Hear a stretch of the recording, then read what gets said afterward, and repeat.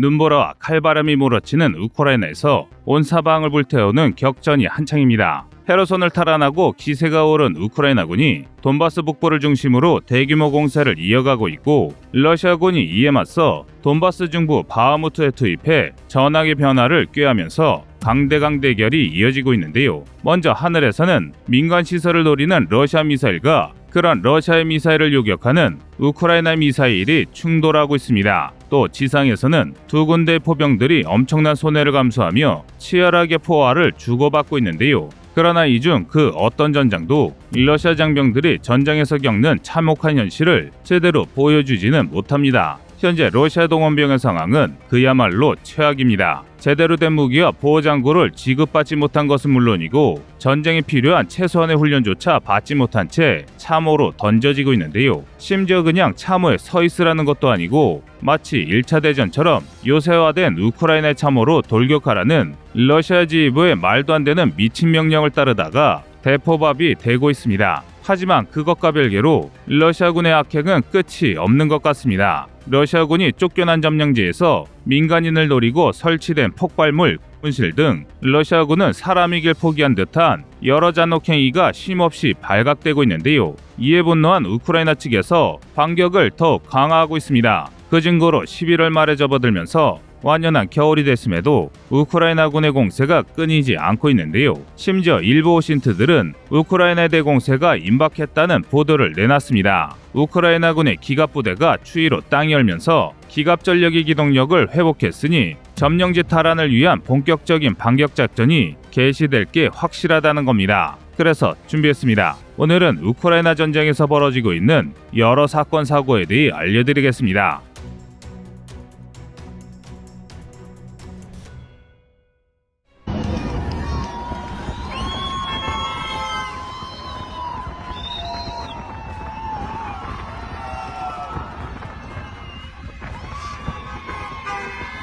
헤르손이 우크라이나에 완전히 탈환된 지 어느덧 2주가 흘렀습니다. 그 사이 정말 많은 일들이 있었는데요. 먼저 우크라이나 하늘을 두고 격전이 벌어졌습니다. 헤르손 함락 이후 러시아는 동원할 수 있는 모든 전력을 동원해 우크라이나의 인프라를 공격했습니다. 전략 핵폭격기 투플레프 160이 핵탄두도 장착이 가능한 순항미사일 KH-102를 쐈고 흑해함대가 칼리브로 순항미사일을 발사했습니다. 또 이란제 배폭탄 샤헤드 136과 러시아 공군의 전폭기 역시 우크라이나 각지에 폭격을 개시했습니다. 그 결과 러시아는 수도 키이우를 비롯해 우크라이나 각지의 수도와 전기를 끊는 데 성공했습니다. 하지만 성과 이상으로 큰 피해를 입었는데요. 예컨대 지금 보시는 영상은 우크라이나군의 지대공 미사일에 격추당한 러시아 공군의 수호이 30M 전폭기입니다. 이처럼 러시아가 동원한 상당수 미사일과 전폭기가 목표를 타격하지 못하고 우크라이나군에게 허무하게 요격됐는데요.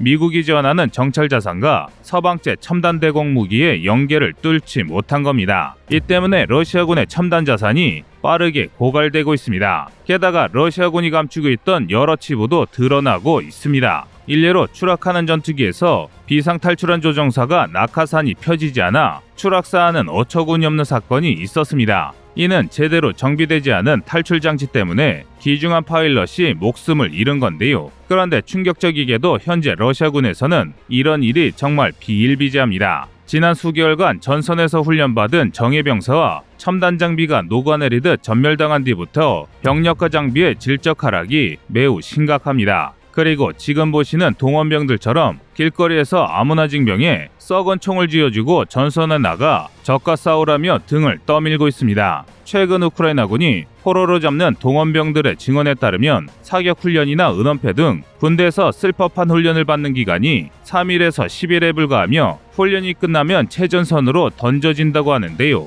그래서 요즘 우크라이나군과 러시아군을 비교하면 세계 2위의 군사강국은 러시아가 아니라 우크라이나 군대가 세계 2위 군사강국처럼 보이는 황당한 모습이 자주 보입니다. 우크라이나는 서방제 첨단 장비를 지원받아 날이 갈수록 전력이 강해지는 반면 허울만 그럴싸하던 러시아군은 하루가 지날 때마다 부족한 첨단 화기와 신형 장구 대신 창고에 처박혀 있던 구식 무장으로 무장하기 때문입니다. 심지어 해외 일각에서는 20만 원대 패딩을 입은 젤렌스키 대통령과 수천만 원어치의 장구로 무장한 우크라이나군을 수천만 원짜리 패딩을 입은 푸틴과 수십만 원어치의 무장을 갖춘 러시아 장병과 비교하며 조롱하기도 할 정도입니다. 그러나 양심이라고는 털끝만큼도 없는 러시아 지도부는 러시아 동원병이 눈 내리는 우크라이나 들판에서 쓰러지고 있음에도 러시아 본토의 국민들에게 전쟁의 정당성을 선전하기 바쁩니다. 가장 대표적인 사례가 바로 종교 지도자들의 전쟁 지지입니다. 지난 17일 러시아 순위파의 최고 무프티,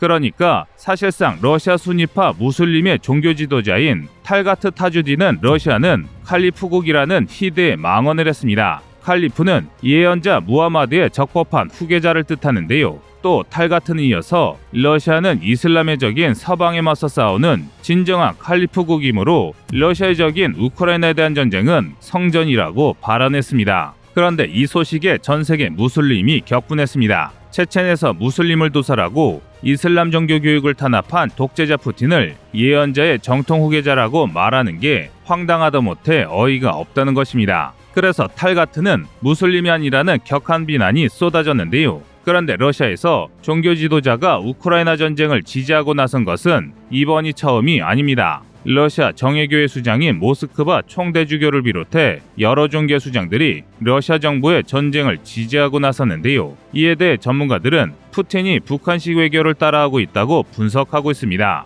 이게 무슨 말인지 알려면 북한의 종교에 대해 알아야 하는데요. 사실 북한은 노동당 차원에서 종교에 대한 박해를 가하는 반종교 국가입니다. 하지만 외국가교를 하기 위해 명목상 종교인이 존재하는데요. 이들은 예수보다 김일성, 부처보다 김정일을 우선시하지만 종교인이라는 명목을 내세우며 북한의 체제를 합리화하는 역할을 맡고 있습니다. 그래서 전문가들은 러시아 종교 지도자들이 푸틴이 벌인 이 말도 안 되는 전쟁을 지지하는 것은 푸틴의 협박을 받은 종교 지도자들이 북한처럼 종교보다 독재자를 우선시하고 있다고 보고 있습니다. 즉 러시아는 북한과 똑같은 짓을 저지르고 있다는 것인데요. 그런데 이런 모순은 러시아에서 일상입니다. 좋은 사례가 반미 세력 사이에서 타락한 서방 사회를 비판하는 투사로 명성을 떨치고 있는 라브로프 러시아 외무장관입니다. 라브로프는 공식 석상에서 미국과 서방의 모든 체계를 조목조목 까기로 유명한 인물인데요.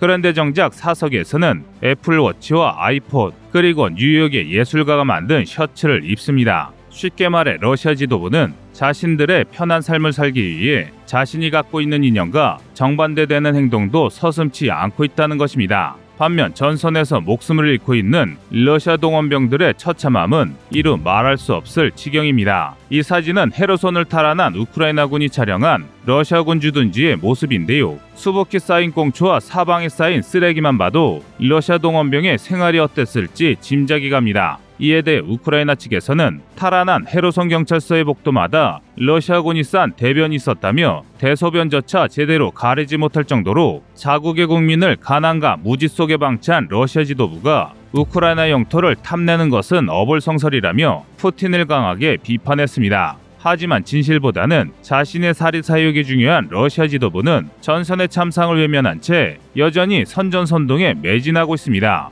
일례로 지금 보시는 장면은 우크라이나군으로 위장한 러시아 병사들이 러시아의 한 극장에서 테러인 척 쇼를 하는 모습입니다. 우크라이나군에 대한 적대감을 키우려 했다는데요. 정말 어이가 없습니다. 러시아 지도부가 엄한 국민들에게 전쟁쇼를 벌이던 그때 쓸만한 드론을 구하지 못한 러시아군은 볼품없는 사제 드론을 만들어 우크라이나와 절망적인 전투를 하고 있었습니다. 그리고 헤르손 공항에서는 헤르손을 사수하라는 푸틴의 명령을 따르던 러시아 포병이 우크라이나군이 쏜 하이마스 로켓 세례에 맞아 고철더미가 되고 있었습니다. 푸틴이 조금의 연민이라도 있다면 당장이라도 이 끔찍한 전쟁을 멈춰야 하지 않을까 싶은데요. 하지만 푸틴은 전쟁에서 싸우는 러시아군이 우크라이나 드론에 사냥당하든 말든 어떻게든 우크라이나의 발목을 잡으라며 러시아군에게 명분 없는 싸움을 강요하고 있습니다. 이 때문에 물러날 수도 싸울 수도 없는 처지에 몰린 러시아군이 악에 받쳐 온갖 만행을 저지르고 있는데요. 그런데 이런 행동으로 피해를 보는 것은 우크라이나 민간인들입니다. 그중 가장 대표적인 사례가 부비트랩입니다.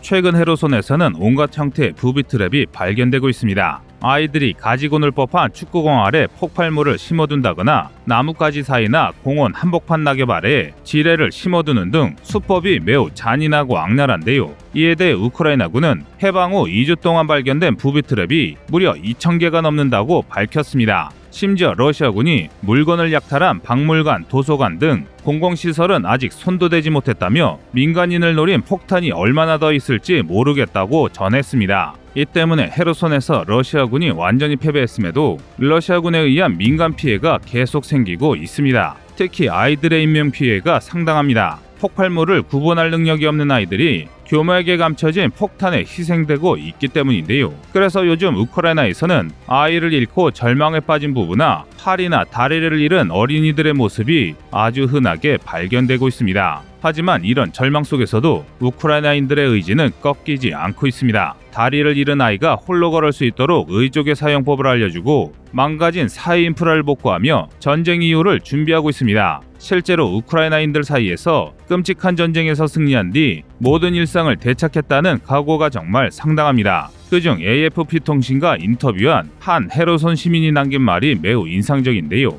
그는 물도 전기도 없다. 핸드폰 수신과 인터넷 연결도 안 된다 하지만 우리는 지금 행복하다. 그 이유는 러시아군이 없기 때문이라며 지금 우리가 자유롭다는 사실이 너무 기쁘다라고 말했습니다. 이런 국민들이라면 정말 러시아를 물리치고 폐허가 된 국가를 되살릴 수 있을 것 같은데요. 현재 우크라이나군은 헤르손에서 승리한 기갑 전력을 자포리자주로 이동시키고 있습니다. 러시아군이 겹겹이 방어선을 쌓은 드네프로 전선에 정면으로 들이박는 무모한 작전 대신 자포리자에서 볼로바카, 토크마크, 바실리카를 들이쳐 남부 러시아군의 허리를 끊으려 하는 건데요. 만약 자포리자 공세가 성공한다면 우크라이나군이 크리스마스 전에 크림반도의 입구까지 도달할 수 있을 것이라 보고 있습니다. 부디 이런 바람이 현실이 되길 바라겠습니다. 이상 꺼리투브였습니다.